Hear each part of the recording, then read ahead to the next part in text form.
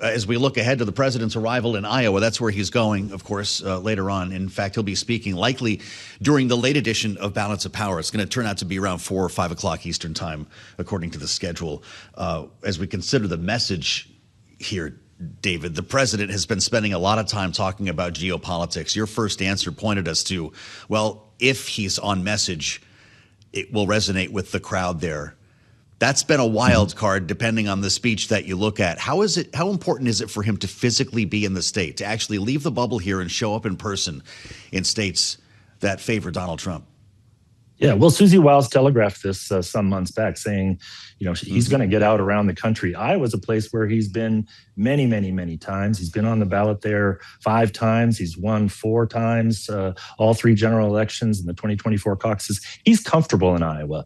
And I think he thinks of Iowans as his people. We voted for him by almost double digits the first time around, and I think, 13 last time. So, he's comfortable there. It's a good place to send him.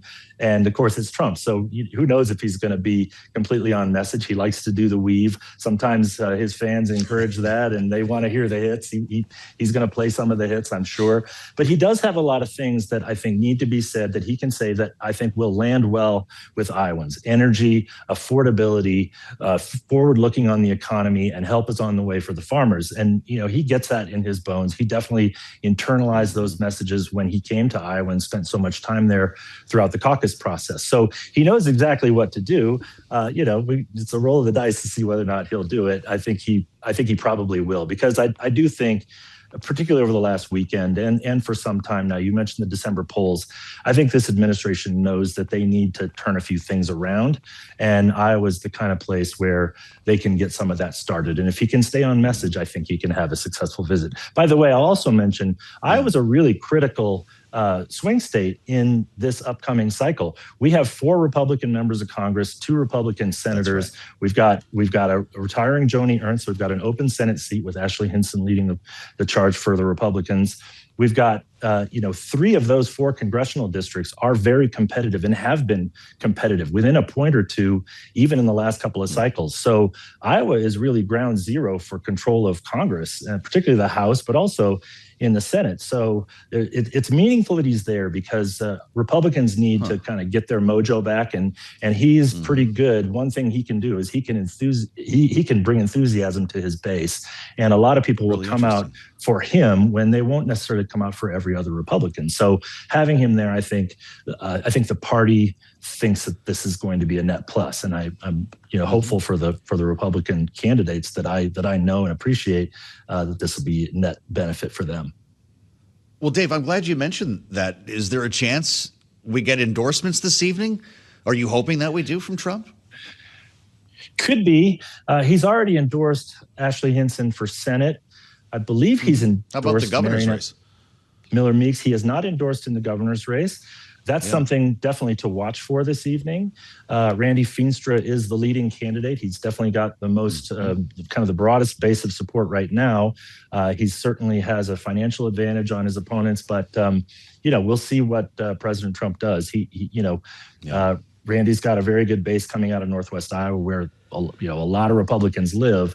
So we'll see what he does. I don't have any inside information on that, but I can tell you that's one of the things that we should be watching, because that will certainly make a statement in that race.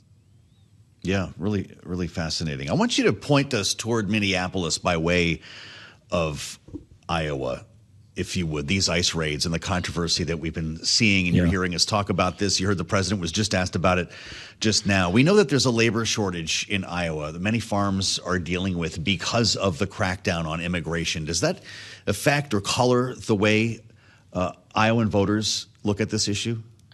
A little bit.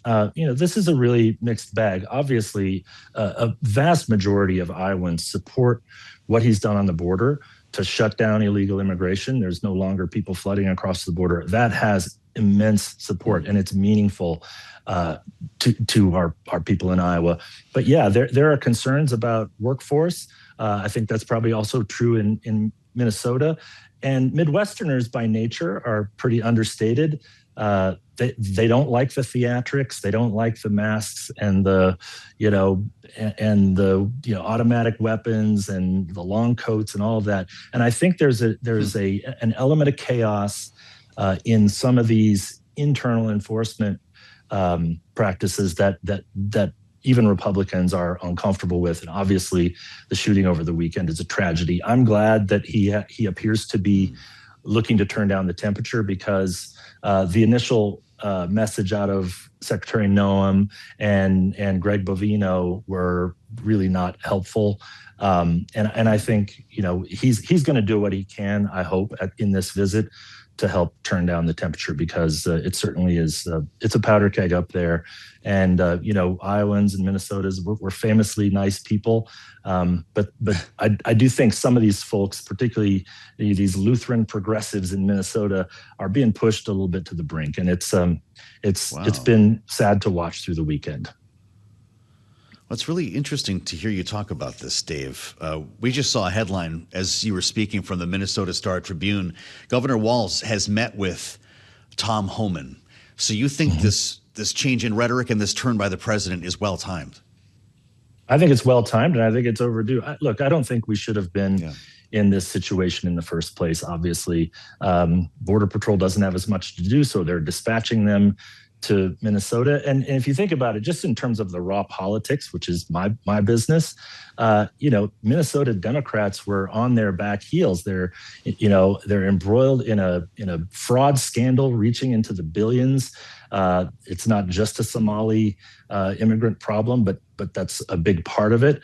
They were on the defensive, and then you send in a force of 2,000 or 3,000 ICE members and Border Patrol and create this chaos. It distracts from a message that was actually pretty good for Republicans. So I think you need to turn down the temperature. I think President Trump knows it.